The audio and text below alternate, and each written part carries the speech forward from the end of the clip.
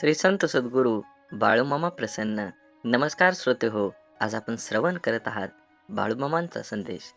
आज तुम्हाला सांगत आहे, पुढील 15 मिनिटं तुमच्यासाठी महत्त्वाची ठरणार आहेत आणि या क्षणापासून तुमच्या आयुष्यावर मोठा प्रभाव टाकून तुमच्या सर्व प्रार्थना आता चमत्कार होऊन पूर्ण होऊ शकतात. हे लक्षात ठेवा. तुम्हाला कोणतेही अडथळे आले तरी मामा तुमच्या पाठीशी आहेत. मामा तुमची काळजी घेणार आहेत. तुम्हाला प्रत्येक संकटातून आता मामा बाहेर नक्कीच काढतील. जर तुम्ही मामांचे भक्त असाल तर कृपया करून आपला चॅनल सबस्क्राईब करा, व्हिडिओला लाईक करा आणि कमेंटमध्ये श्री संत सद्गुरू बाळूमामा हे टाईप करायला विसरू नका. भाग्यवंत ठराल. मामा म्हणतात, नक्की जीवन जगत असताना तुम्ही तुमच्या कर्माला न भीता कर्म चांगलं करा. नक्कीच त्याचं फळ तुम्हाला चांगलंच मिळणार आहे. आणि शेवटी हिशोब मात्र कर्माचा होतो. म्हणून लक्षात ठेवा, जीवन हे सुंदर आहे. जीवनाचा परिपूर्ण आनंद घ्या. कुणालाही आपल्यामुळं त्रास होऊ नये हे जास्तीत जास्त बघण्याचा प्रयत्न करा. जीवनात तुम्हाला नक्की काय हवं आहे हे उद्दिष्ट पहिल्यांदा लक्षात घ्या आणि त्यासाठी परिश्रम करून ते ध्येय गाठा. या जीवनात नक्कीच तुम्हाला आता यश मिळणार आहे. भिवू नकोस, मी तुझ्या पाठीशी आहे. मामा म्हणतात, धाडस करून तू तुझ्या कामाला लाग. कायम उद्योगी राहा. जीवन सुखकर कर. जीवनात येणारा प्रत्येक क्षण आनंदानं आणि समृद्धीनं जगल्यावर नक्कीच तुला यश पदरात मिळणार आहे. हा संदेश तुम्ही उघडला असेल तर नक्कीच तुम्ही भाग्यवान आहात. तुमच्यावर आणि तुमच्या कुटुंबावर बाळूमामांची अखंड कृपा ही अखंड राहील.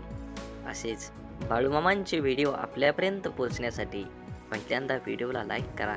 चॅनलवर नवीन असाल तर चॅनलला सबस्क्राईब करून शेजारील बेल आयकॉन नक्की प्रेस करा, जेणेकरून येणारे असेच बाळूमामांचे संदेश आपल्यापर्यंत सर्वात पहिल्यांदा भेटतील आणि तुमच्यावर अखंड बाळूमामांची कृपा राहील. आणि कमेंटमध्ये बाळूमामा प्रसन्न लिहायला विसरू नका. बाळूमामा म्हणतात, जीवन जगत असताना आयुष्यात वेगवेगळी माणसं भेटतात. त्यातील काही माणसांना सांभाळत राहायचं असतं आणि काही माणसांपासून सांभाळून राहायचं असतं. बुद्धी सगळ्यांकडे असते, पण तुम्ही चलाकी करता की इमानदारी हे तुमच्या संस्कारावर अवलंबून असतं. चलाकी 4 दिवसच चमकते आणि इमानदारी आयुष्यभर. आयुष्यात एखाद्याला रडवून कितीही पूजापाठ होम हवन केलं तरी काही एक फायदा होणार नाही. पण जर रोज एखाद्याच्या चेहऱ्यावर हसू आणलं तर साधी अगरबत्ती सुद्धा लावायची गरज पडणार नाही. इतिहासात भविष्य शोधत बसायचं की भविष्यात इतिहास घडवायचा, सर्वस्वी आपल्या हातात आहे. तुम्ही मागे जाऊन तुमचा भूतकाळ बदलू शकत नाही, पण तुम्ही आज जिथे आहात तिथे एक नवीन सुरुवात नक्कीच करू शकता आणि तुमचं भविष्य बदलू शकता. गैरसमजुतीचा फक्त एक क्षण खूप धोकादायक ठरू शकतो, कारण काही मिनिटांमध्येच आपण एकत्र घालवलेल्या 100 सुखांचा क्षणांचा तो विसर पाडतो. म्हणून गैरसमज टाळा. जर प्रत्येकाने आपला विचार करताना दुसऱ्यांच्या मनाचा विचार केला तर नात्यात किंवा मैत्रीत कधीच दुरावा किंवा वाईटपणा येणार नाही. म्हणून हृदयातल्या मंदिरात अंधार असेल तर तुम्ही जगातल्या कुठल्याही मंदिरात कितीही दिवे लावा, काहीही उपयोग होणार नाही. राग आणि प्रेम व्यक्त केलं जातं तिथेच आपलं कोणीतरी असतं. भले यशस्वी होण्यासाठी खात्री नसेल, परंतु अभ्यास, चिकाटी व संघर्ष करण्याची प्रेरणा नक्कीच असली पाहिजे. आपल्या जन्माने मृत्यूला शोधण्यासाठी लावलेला वेळ म्हणजेच आपलं आयुष्य आहे. सुंदर आयुष्य सहज घडत नसतं, तर ते जाणीवपूर्वक घडवावं लागतं. ते म्हणजे प्रार्थनेतून, माणुसकीतून, प्रेमातून, त्यागातून आणि सर्वात महत्त्वाचं म्हणजे कृतीतून घडत असतं. आकाशातील ग्रह पृथ्वीवरील माणसांवर परिणाम करतात की नाही ते माहीत नाही, परंतु पृथ्वीवरील माणसं एकमेकांबद्दल जे ग्रह करून घेतात, ते मात्र माणसाच्या जीवनावर निश्चितच परिणाम करतात. म्हणून जीवन जगत असताना नेहमी आनंदी आणि समाधानी जीवन जगण्याचा प्रयत्न करा. माणुसकी धर्म सोडू नका. जुनं शांत राहून संपवायचं आणि नवीन चांगलं निर्माण करायचं. ही बेरीज वजाबाकी ज्याला जुळली, तोच आयुष्यात यशस्वी होऊ शकतो. आयुष्य चांगल्या प्रकारे जगण्यासाठी आपल्याला काही अपघातांना, काही गोष्टींना, आपल्या जीवनातील काही लोकांना, त्यांच्या बोलण्याला, वागण्याला दुर्लक्ष करता आलं पाहिजे. प्रत्येक क्रियेवर प्रतिक्रिया व्यक्त करणं आवश्यक नसतं. कधी-कधी आपल्या काही प्रतिक्रिया आपल्याला केवळ वेदनाच देऊन जातात. त्यामुळे आपलं नुकसान करतात. अहंकार व रागाच्या भरात देऊन आपलंच नुकसान करतात. अहंकार व रागाच्या भरात आपण इतरांना अद्दल घडवण्याच्या मानसिकतेने इजा करण्याचा प्रयत्न करतो. पण आपल्याला नंतर कळतं की आपण स्वतःचेच नुकसान केलेले आहे. लोहाराच्या बंद दुकानात एक साप घुसला. तिथे पडलेल्या एका करवतीमुळे त्याला जखम झाली. सापाने मागे वळून आपल्या पूर्ण ताकदीने करवतीला चावण्याचा प्रयत्न केला. सापाच्या तोंडातून रक्त वाहू लागलं. तरीही सापाने करवतीला स्वतःला गुंडाळून मारण्याचा परिपूर्ण प्रयत्न केला. दुसऱ्या दिवशी जेव्हा लोहाराने दुकान उघडलं, तेव्हा त्याला करवतीभोवती गुंडाळलेला मेलेला साप दिसला, जो स्वतःच्या रागाचा आणि अहंकाराचा बळी पडला होता. आपल्या आयुष्यात आतापर्यंत आपण कळत नकळत अनेक चुका केलेल्या असतात, ज्या आपण विसरून गेलेलो असतो. परंतु आपल्या वाईट कर्माचं फळ हे ठरलेलं असतं. आपल्या चांगल्या वाईट प्रत्येक कर्माची नोंद आपल्या खात्यात जमा होत असते. आपल्या चुकांची, वाईट कर्मांची फळं करवतीच्या रूपात समोर येत असतात, जी वर्तमानात जरी आपली चूक नसली तरी आपल्याला किरकोळ इजा करतात. अशा वेळेस करवतीला दोष देऊन आणखी जास्त नुकसान करून घेण्यापेक्षा तिच्याकडे दुर्लक्ष करायला शिकलं पाहिजे. भूतकाळात करून ठेवलेल्या कर्म बदलता येत नाही. ते करवतीच्या रूपात 100% आपल्या समोर येतातच. म्हणून चांगलं कर्म करा. योग्य ते फळ मिळणार आहे आणि शेवटी कर्माचाच हिशोब होत असतो. तुम्ही किती संपत्ती कमवली, तुम्ही किती प्रॉपर्टी कमवली, तुम्ही किती बँक बॅलन्स कमवला, हे कधीच विचारात घेत नाही देव. देव फक्त तुमचं पुण्य आणि तुमचं पाप हे तुमच्या कर्मावर अवलंबून असतं. म्हणून नेहमी आपल्या पुण्याचं पारडं हे जास्तीत जास्त असलं पाहिजे, तरच तुम्हाला या जीवनात आनंद घेता येत शकतो. म्हणून जीवन जगत असताना आपल्या काही अहंकार, राग, वेदना या सोडून दिल्या पाहिजेत. समाधानी आणि सुखकर जीवन जगण्याचा प्रयत्न केला पाहिजे. आपण भूतकाळात करून ठेवलेल्या चुका, वाईट कर्म बदलता येत नाही आणि त्यांचे समोर येणारे परिणामही टाळता येत नाहीत. चुकीच्या वागण्याचे भोग हे भोगूनच संपवावे लागतात. त्यापासून कोणाचीही सुटका होत नाही. कितीही देवदेव केलं तरी देव सुद्धा त्यापासून आपल्याला वाचवू शकत नाही. मग वर्तमानात तुम्हाला प्रश्न पडत असेल, देवाची प्रार्थना का करायची? जर देव आपल्याला येणाऱ्या संकटातून वाचवू शकत नाही, तर देवाची आराधना का केली पाहिजे? मनाची शक्ती वाढवण्यासाठी नक्कीच तुम्ही देवाची आराधना करायला हवी. आपल्या सोबत आणि आपल्या आजूबाजूला घडणाऱ्या वाईट गोष्टींसाठी इतरांना आणि आपल्या परिस्थितीला जबाबदार न धरता, ते आपल्याच मागच्या चुकीच्या कर्माचं फळ आहे हे समजून त्याला स्वीकारत सामोरं जाण्याची मनाची शक्ती प्रचंड सकारात्मक असावी लागते, जी योग, ध्यान, नामस्मरण करून वाढवता येते.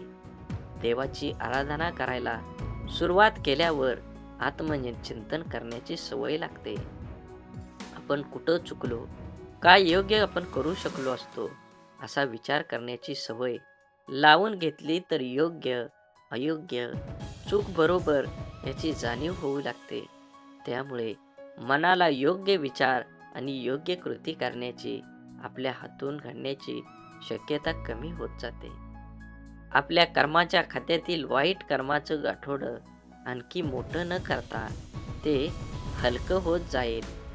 होऊन गेलेल्या चुकांसाठी देवाकडे माफी मागून समोर आलेली शिक्षा कुठलीही तक्रार न करता भोगून संपवायची आणि वर्तमानात त्या चुका न करता नवीन चांगलं कर्म करत राहिल्याने पुढे येणारी आपली वेळ भविष्य सुखकर करण्याची देवाची आराधना केल्याने आपल्याला नक्कीच मिळू शकते.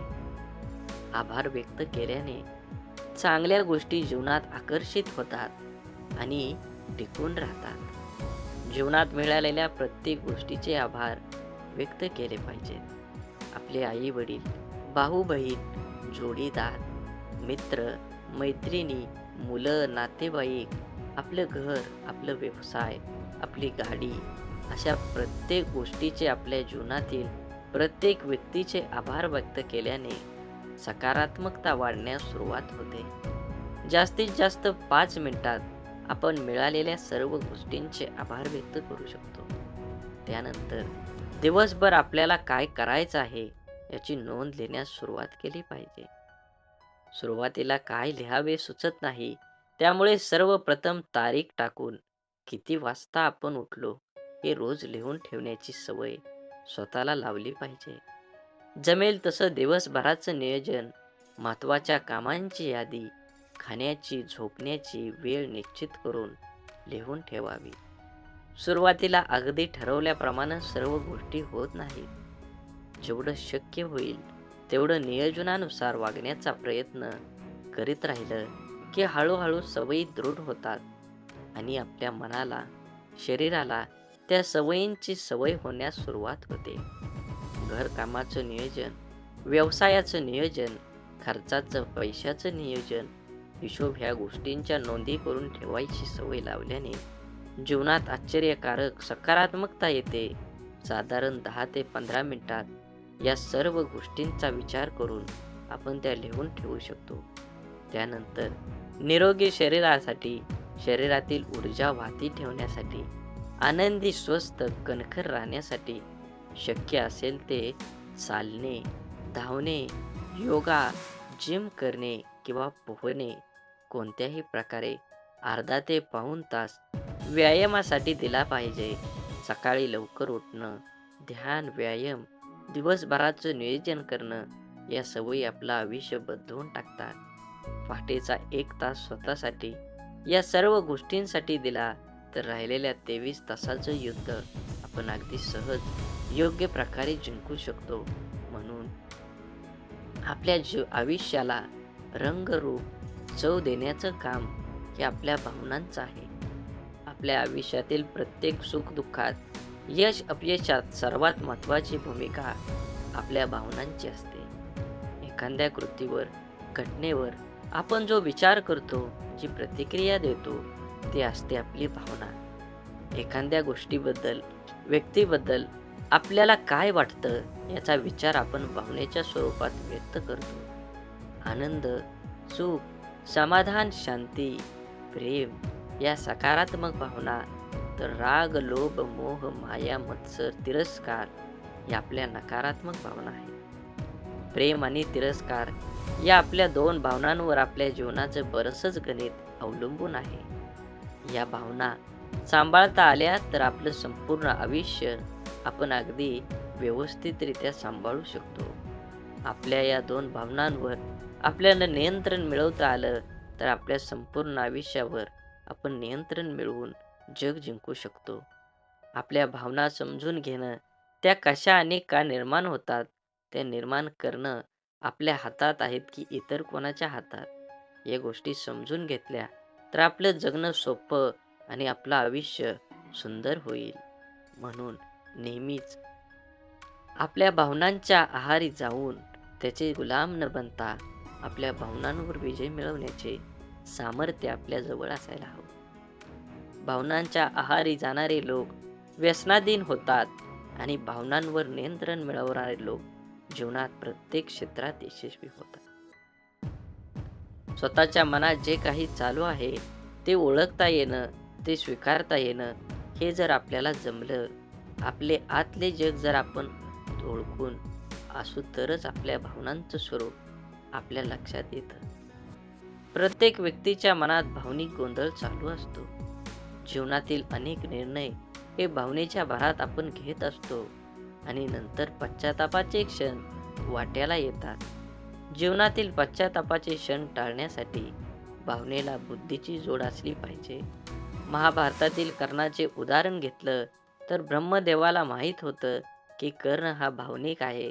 त्यामुळे कर्णाला भावनिक करून ब्रह्मदेवाने त्याची कवच कुंडल मागून घेतली. कर्णाने बुद्धीची जोड न देता भावनांच्या आधारे निर्णय घेऊन आपली कवच कुंडल दिली आणि कर्णाला नंतर पश्चातापाला दुःखाला सामोरं जावं लागलं. भावना शून्य किंवा भावनाशील असणं चुकीचं नाही. आपल्या भावनांचा नियंत्रण असायला हवे. पूर्णपणे भावना शून्य ही असू नये. निसर्गाचा नियम आहे की सर्व काही प्रमाणात म्हणजे बॅलन्स असावं, नाहीतर विनाश अटळ आहे. ध्यान ही एक अशी शक्ती आहे जी आपल्याला आपल्या भावनांवर नियंत्रण मिळवण्यास मदत करते आणि आपल्या भावनांचा गुलाम होण्यापासून दूर ठेवते. भावनांवर नियंत्रण मिळवण्याचे सामर्थ्य आपण ध्यानधारणा करूनच प्राप्त करू शकतो. विचार, भावना, मन, शरीर या 4 गोष्टींची काळजी घेतली तर आयुष्य संतुलित, सुखी, आनंदी, यशस्वी होण्यास सुरुवात होते. म्हणून नक्कीच आनंदी, यशस्वी आयुष्य जगण्यासाठी विचार, भावना, मन आणि शरीर या 4 गोष्टींना सावकाशपणे आणि पायरी-पायरीने वळण लावणे म्हणजेच ध्यान करणे. आपले विचार, आपल्या भावना, मन आणि शरीर स्वच्छ करत जाणं म्हणजे ध्यान करणं. ध्यान केलं तर आपण जीवनात शांतता, स्थिरता प्राप्त करू शकतो. आपलं जीवन आनंदी, यशस्वी बनवू शकतो. हे सर्वांनाच माहीत आहे. तरीही आपण ध्यान करत नाही. कारण आपण ध्यान करायला सुरुवात केली की सुरुवातीला आहे त्यापेक्षा जास्त विचारांचा गोंधळ आपल्या मनात सुरू होतो. आपल्या जीवनातील अनेक गोष्टींपैकी, विचारांपैकी आपल्यासाठी योग्य असणाऱ्या गोष्टी आपण निवडतो आणि मग आपल्याला सर्व काही सुरळीत चालू आहे ते असंच चालू राहावं जसंच वाटतं.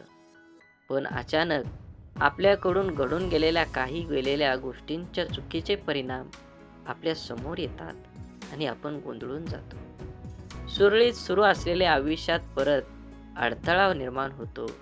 ध्यानाने काही फरक पडत नाही या निष्कावर आपण पोचतो आणि ध्यान करायचा विचार सोडून देतो. ध्यानाबद्दल स्वामी विवेकानंद म्हणतात, ज्याप्रमाणे आपण वर्षानुवर्ष धूळ खात पडलेल्या एखादं भांडं स्वच्छ करायला घेतल्यावर त्यातून पहिले गढूळ आणि घाणेरडे पाणीच बाहेर येतं. त्या भांड्यावरची पूर्ण धूळ निघून गेल्यानंतर स्वच्छ व निर्मळ पाणी येण्यास सुरुवात होते. त्याचप्रमाणे आपल्याला अनेक जन्मांच्या चुकाची फुटे साठलेली असतात. ती समोर यायला लागतात. त्याचा स्वीकार करणं ही आपल्या मनाच्या स्वच्छतेची पहिली पायरी आहे. जेव्हा त्या भांड्याप्रमाणे आपले मन स्वच्छ, निर्मळ होण्यास सुरुवात होईल, तेव्हा सुरुवातीला आपण खूप गोंधळून जाईल. त्याचा त्रास होईल. म्हणून पहिल्यांदा सुरुवात केली पाहिजे. मनाला स्वच्छ व निर्मळ आणि शरीराला सशक्त मिळदार बनवणं कठीण नक्कीच आहे, पण शक्य मात्र अजिबात नाही. आपण जेव्हा ध्यानाला सुरुवात करतो, आपल्या वागण्यात, विचारण्यात, खाण्यापिण्यात बदल होतो. तेव्हा या बदलाचा आपल्यावर प्रचंड त्रास होतो. कारण आपलं शरीर व मन अचानक कोणतेही बदल स्वीकारत नाही. ज्याप्रमाणे आपण जिम लावल्यावर व्यायामाला सुरुवात केल्यानंतर सुरुवातीच्या काही दिवसात आपल्या तब्येतीतील वजनात फारसा फरक पडत नाही, परंतु उलट प्रचंड अंग दुखून येतं. पण जर रोज नियमितपणे व्यायाम सुरू ठेवला तर 3-4 महिन्याने हळूहळू फरक दिसून यायला लागतो. ध्यानाच्या बाबतीतही असंच घडतं. ध्यान करायला सुरुवात केल्यानंतर विचारांचा प्रचंड गोंधळ डोक्यात, मनात कल्लोळ करण्यास सुरुवात होते.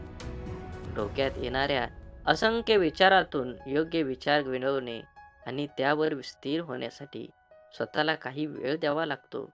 सुरुवातीच्या कितीही गोंधळ झाला, त्रास झाला, तरी तळमळ आणि नियमितता असेल तर मनाला स्वच्छ आणि निर्मळ बनवणं शक्य आहे. ध्यानामुळे होणारी प्राप्ती ही हळूहळू होते, पण ती प्रचंड मोठी असते. त्यासाठी नियमित सराव अत्यंत आवश्यक आहे आणि ध्यान लागेल किंवा लागणार नाही याची काळजी आपण करायची नाही. आपल्या इष्ट देवतेवर ही कामगिरी सोपवून द्यायची.